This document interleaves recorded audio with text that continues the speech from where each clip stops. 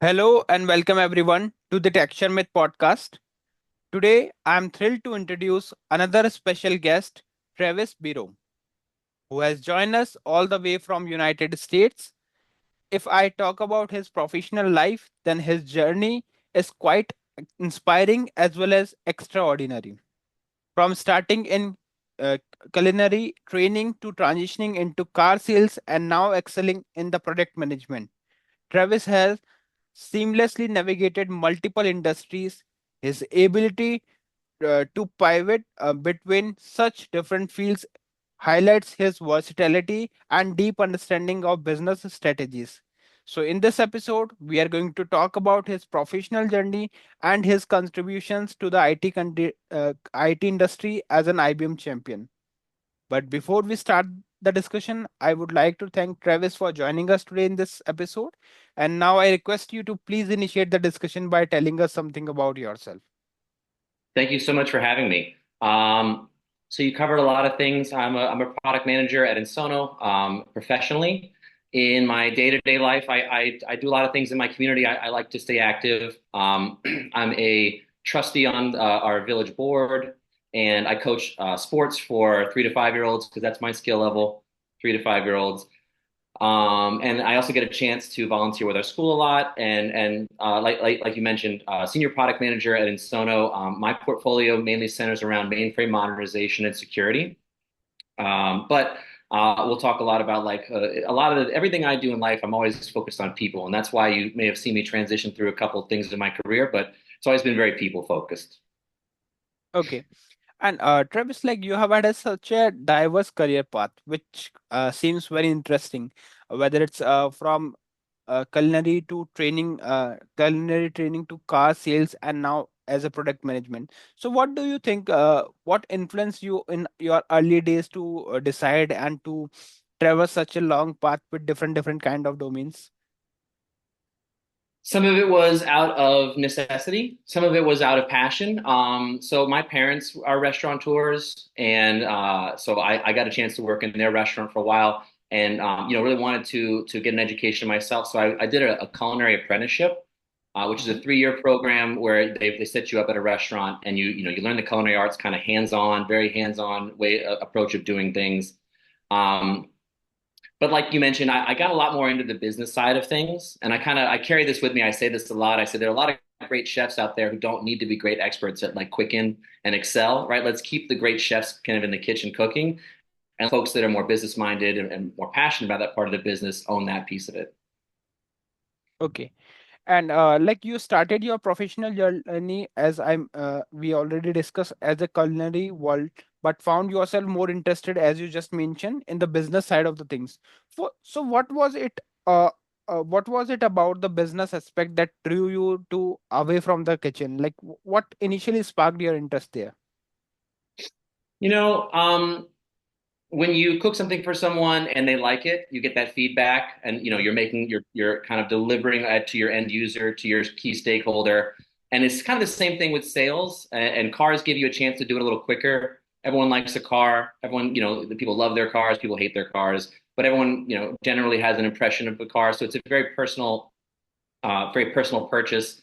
It's kind of the same thing. If you're focused on what people need and what people are looking for in your products, you can Hmm. deliver a better, I think, sales result. The same as you can a good meal. And really, if I push that forward into what I'm doing today, it shares a lot of the same characteristics of knowing who my end users are and understanding what they're looking for, and then following up and getting that feedback, that taste test of like, did this deliver what you were expecting? Okay, yeah. Okay, and if we talk about your studies, then I think you studied abroad in Florence while raising a toddler as well. So, how did you manage to balance parenthood with your academic ambitions, and what was that experience like for both to you and to your family? So that was an amazing experience. I am blessed with some great people in my life, and so first of all, that started because my wife is a professor at Marist College, and they actually send faculty to teach there every semester. So she was Hmm. asked to teach abroad, and it just so happened to coincide with when I was finishing my degree. So we just figured, we asked, said, "Hey, has anyone ever studied abroad with kids before?" And they said no. And I said, well, is it a rule? And they said, no, absolutely not. So, we brought a 3-year-old and a 4-month-old to Italy for a semester. We lived in Florence. Hmm. We got a chance to experience the markets, and we actually found a preschool for my 3-year-old. So she went to an Italian language preschool. And, there's a part of it where you have to kind of recognize your blessings and take advantage of them when you get the chance. So this was just an opportunity that I got the privilege to take advantage of, and we made good use of it. Okay, and at that time, what were you doing? Like, it's your chef degree which you were doing, or which you No, just so my career path is a bit there's a bump right in the middle. So I didn't go to college right out of high school. I was in the culinary arts for a little while. I got into sales, and I kind of reached a point with car sales where, and this is my personal opinion, I was selling new Toyotas, and you Mhm. don't really need a professional salesperson to sell a new Toyota anymore. They drive great. They run forever. They have all the tech you looked up on the internet. So like I saw there just not being a need for professional sales, and so I actually went to college as an adult. I was 29 when I enrolled at Marist College, something Okay. like that. I had kids, and this is just something I'd never pursued before. But I realized like I wanted to pivot away um, from sales, from car sales. I just didn't see the place for me in the industry anymore. And again, taking advantage of your blessings. My wife being a professor at Marist, I was able to go to to college for free. So I actually wasn't. I was working at a diner at the time. I was waiting tables just to kind of Mhm. make money for the family. But my focus was as a full-time student Okay. for that period of time. Okay. And during this transition, because you are moving to abroad, at that time you moved to abroad. So did you face any cultural difference as well in both the countries or in the city? Well, Florence, and especially the Florence that I got to see as a study abroad student, is there are a lot of students there. So Okay. it's a comfortable place to be a student. There's a lot of opportunity to kind of elevate your or experience the culture in an educational way. Um, we had a good time. I would say there were some challenges being a young parent Hmm. in Italy. You start to notice how old the city is when you're pushing a stroller through it, right? Rather Right. than just kind of walking yourself. So and we went like to Venice for a weekend, and you never even realize how many staircases there are in the city until you have to drag a stroller over it. So Right. the cultural shock, I think, was as traveling with little kids more than being a student. Yes. Yeah, I think this is something that is not on that much easier for everyone, but still you managed all those things and you focused on your work as well. So that's really very inspiring. Okay, and like you are currently working on the modernization, right, for the mainframe system, and you are also very quite interesting for the IBM mainframe. So, could you please tell first, like how you got started with typically with the IBM mainframe field? Sure.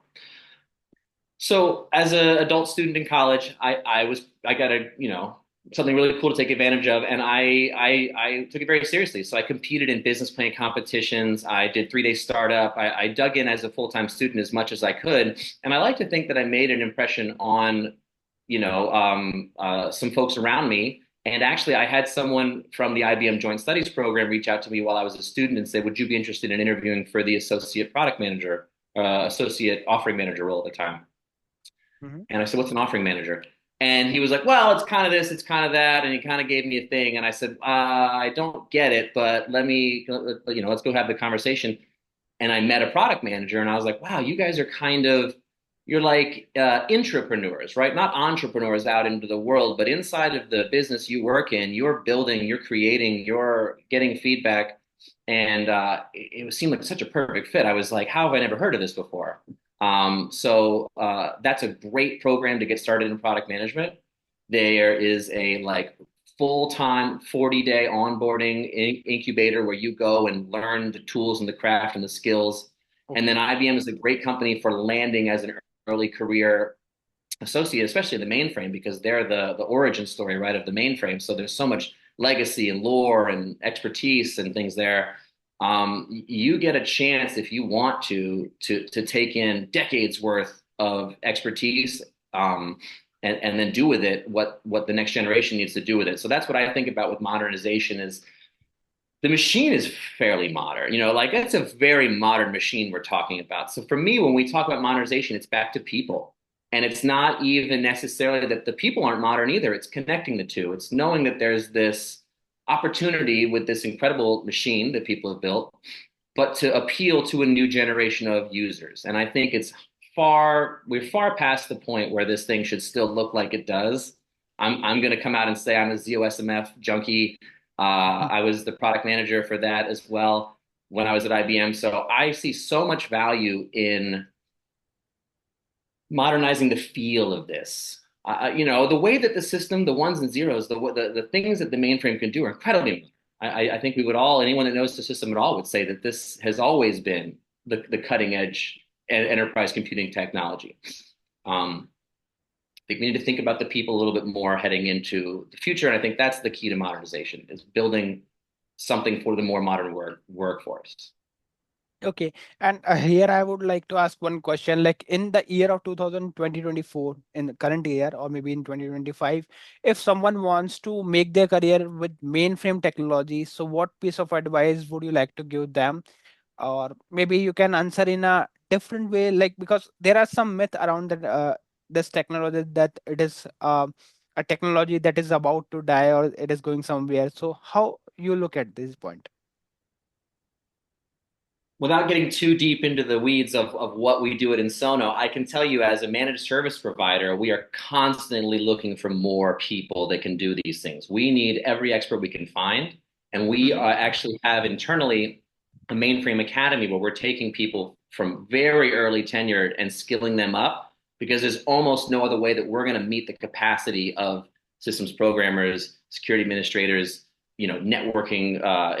The mainframe has so many intricate pieces Hmm. that the skills gap is not going to win here. And I think that the machine is always going to be so critical to enterprise that we're going to have to, like in Sono, like other companies are doing, build pipelines to get people into this. And I actually have a nephew who's 17. He's smart.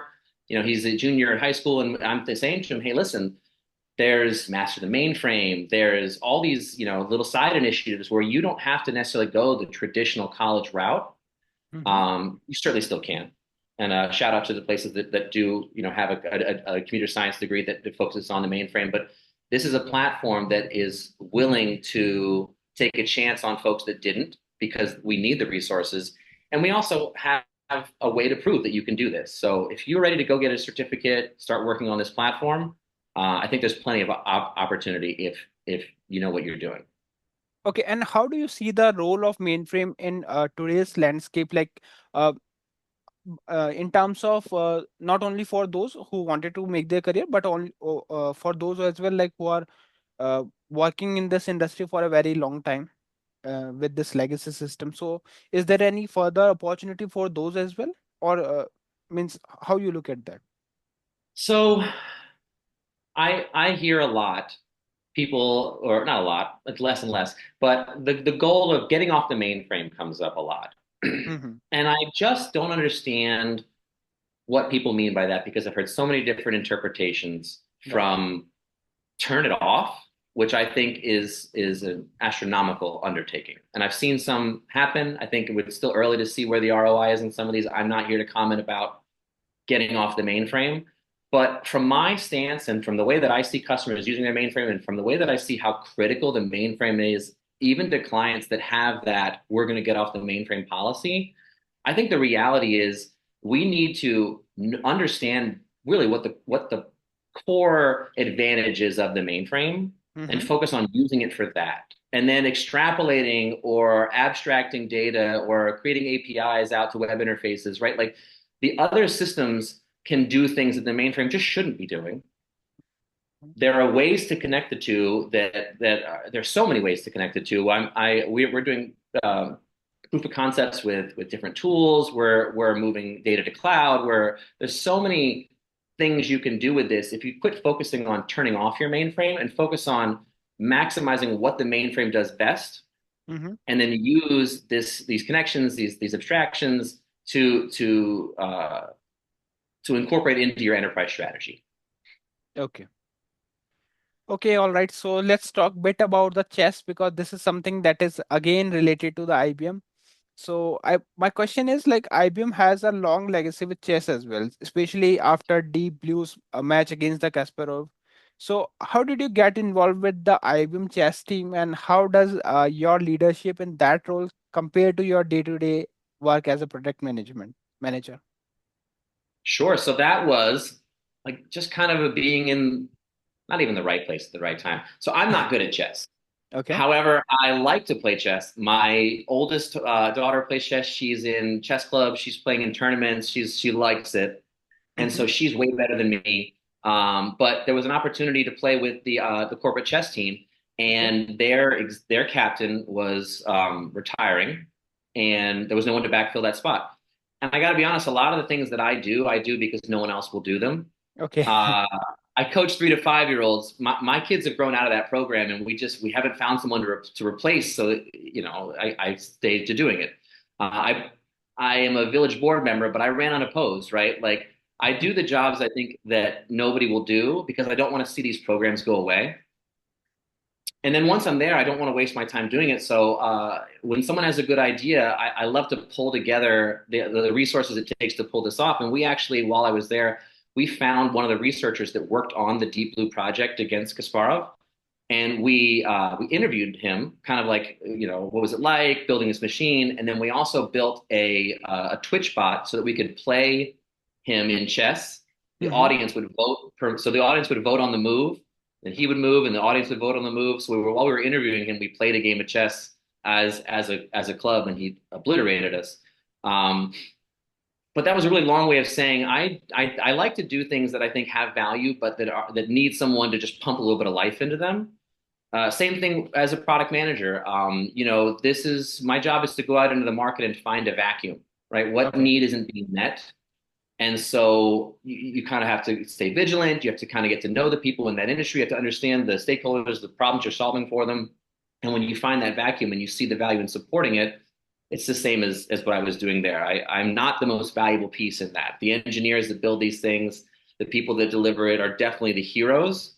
I like to think that I do my best to help guide how they get started and how that, you know, ends up. You know what, like that's why you are the one of the most popular leader among the industry because you know the things how to do this, like whenever when there is no one to take the responsibility at that time you are there to grab all those opportunity and to provide back to like your society or the IT industry because you have that guts to take all those responsibility at the right moment. So that is I very appreciate it. inspiring. Yeah. Yeah. Okay, and Thanks. yeah. And looking back at your unique career journey, so what advice would you give to someone like who is also trying to navigate a major career shift? As in your path, we can observe that there is a switch throughout your journey. So, especially like if you are, if someone is worried about to make those big changes in their life, so what piece of advice would you like to give? So, like, I think again, if to make a change like that, and I have a ton of respect because having been an adult, do this Hmm. before. If you're a little later in your career and you think it's time to move on, the first thing you have to do is talk to the people around you and get their buy-in. And I hate to Okay. say it, but like, this is not all about your own personal gumption sometimes. If you don't have the personal support network to do what you're looking to do, Mm-hmm. it might not be the right time. So I encourage everyone, start with your allies and align and just say, hey, listen, this may not be easy, but can you help me invest in this part in my life Mm-hmm. because I'm heading towards a goal? Once you get that buy-in, it becomes not only just become easier because they're helping you, but now you have kind of a responsibility to them to deliver on this. So I think a little bit of accountability helps. And then also, don't be afraid, going back to the last question, don't be afraid to take on the three-legged dog for a Mm-hmm. couple of reasons. One, like you might not be ready to perform in a high-performing team. The high-performing team is high-performing because that's has been put together and assembled over time and like iterated on. So it might make a lot more sense for you to learn where, first of all, there's a lot more learning to be done in something that's limping along. There's a lot more visibility when you pull something off. And it also just kind of shows gumption and guts and grit, right? And your ability to say, well, I might not succeed, but I think I have some skills that could add value to this. Nobody else is giving it a shot, so I'm going to give it a shot. Yes. Okay. And if we talk about your role as a project management, so we all know that it is not that much of easy to manage all those things, because in project management, not every initiative is success, right? So can you share a time like when something didn't go as per your plan with the product, and like mainly we wanted to learn like how you navigate, how you tackle those setbacks or maybe the challenges that you faced during that time. Sure. As a product manager, you'll get told, and in my role, product manager, product owner tend to overlap a little bit. Once I launch a product, I own it in my portfolio. So in the capacity of a product owner, you are responsible for the success of this. Right. You have to accept, though, that you cannot always be the reason something succeeds. Mm-hmm. And so when something goes off the rails, the most success that I've ever had kind of putting that back together is to have already built a good relationship with my stakeholders. So when I get into a proof of concept for a piece of software, or we're doing an implementation for multi-factor authentication, which is Mm-hmm. a fairly complex implementation, we start by level setting with our stakeholders and just reminding them that like we're all on the same side. And so when you go into it with that mindset and then something happens, immediately communicate that to your stakeholders. Hey, Okay. there's a bug. We are fixing this bug. Here's my timeline. Unfortunately, we have a development backlog that's going to mean that this is going to take, and you tell them the bad news. Mm-hmm. And then we all sit around the table. We think, oh, is there something we haven't thought of? And we resolve that this is just a kind of a part of what we do. So um, build relationships and build them so that they understand that you're their teammate too. We're work for a different company, but if I'm going to come in and do your service providing, we're a team now. So I start every engagement like that and try to build those relationships so that in the event that we have to deliver bad news, we have a place of familiarity to do that. Okay. Okay. And now my next question is related to your maybe the person like who really influenced your work, because I know that your wife is philosophy professor, which is quite fascinating contrast to your business and tech careers. So how do those philosophical conversation at home influence your approach to the business and entrepreneurship? My wife is brilliant, and so again, I'm the product of a lot of great people around me, and I'm very lucky to have strong women around me, and especially my wife who challenges me, Mm-hmm. and also brings a different kind of professionalism to the table. So to see my wife, the way that she interacts with students helps me kind of shape the way that I want to work with the 3 and 5 year olds, right, Right. when I'm coaching, but also like work with my key stakeholders. There's a degree of mindfulness that I think that she brought to that she brought to the way I was working long before mindfulness was something we talked about in the workplace. Um, my wife's a champion of DEI, and that's kind of a big part of what she does aside from her teaching load. And so being exposed to the direction that she's pushing that and the way that she has a passion for that, and also just kind of the realities of what understanding the value of a diverse workplace and the value of equitably advocating for yourself have been just a great way to relate to people more. Mm-hmm. And as a product manager, that's really key. We talk a lot about the technical side of what I do, but really like the piece that I'm most excited to nurture and continue building is building empathy with the people that I work for, not just the people I'm delivering products for, but the people I deliver products with. And so I think when I think of a philosopher, I think of mindfulness, and I think of that like dedicated thought process and kind of that problem solving. And so wherever I've gotten to glean some of that from her, I've definitely reaped rewards in my professional career. Okay, all right. So let's talk bit about the mentorship and those person like who have really inspired you and helped you throughout your journey. So who has been your mentor and how have they played a vital role in your success? Sure.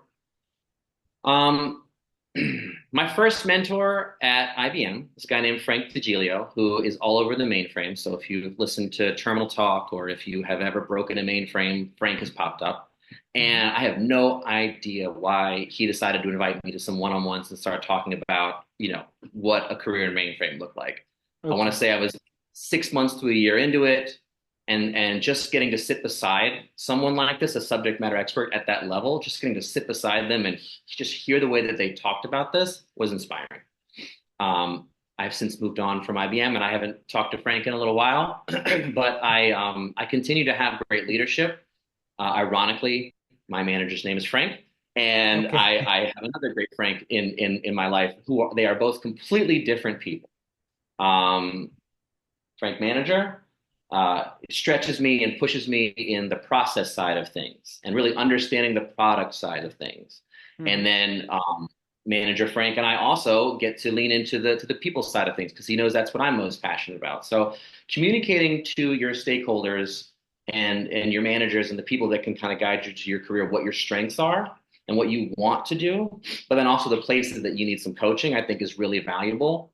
And again, it just comes back to building a relationship where you can candidly come to this person and say, you need me to be better, I need me to be better, and here's what I need to be better at, and then make a plan for that. Okay. All right. So yeah, I think now we're good to start take the last question for this discussion because although like there are many things that we can discuss, but just because of the limitation of time, I would like to ask my last question, which is related to hobbies and interest. So what hobbies or interests do you pursue outside of your professional life that helps you to stay motivated and inspired? I love to fish. Okay. Whenever I find myself at a crossroads in life, it sounds cheesy, but I go fishing or I try to go fishing. Um, I've had good luck with that. Outside of that, I like to get outside. I play soccer twice a week with a local club. Okay. I do coach as well for the little kids, but this is a chance for me to go play with some adult. I actually played this morning, so I'm a little bit beat up from that, but that kind of gets the stresses out. Um, and I like being a part of my kids' lives. They're old enough to start doing things. They're playing music. They're riding bikes, and so wherever I can kind of support that, I do live vicariously through them a little bit. Uh, and then aside from that, just being a part of the community. What does my community need from me, and where can I add value? Okay. All right. So thank you so much, Travis, for joining us in this episode and for sharing all these information related to your professional life and the work you are doing around the society. So thank you once again for joining, and I hope you also enjoyed the discussion. Yeah, This thank is you. great. Thank you so much for having me. Thanks.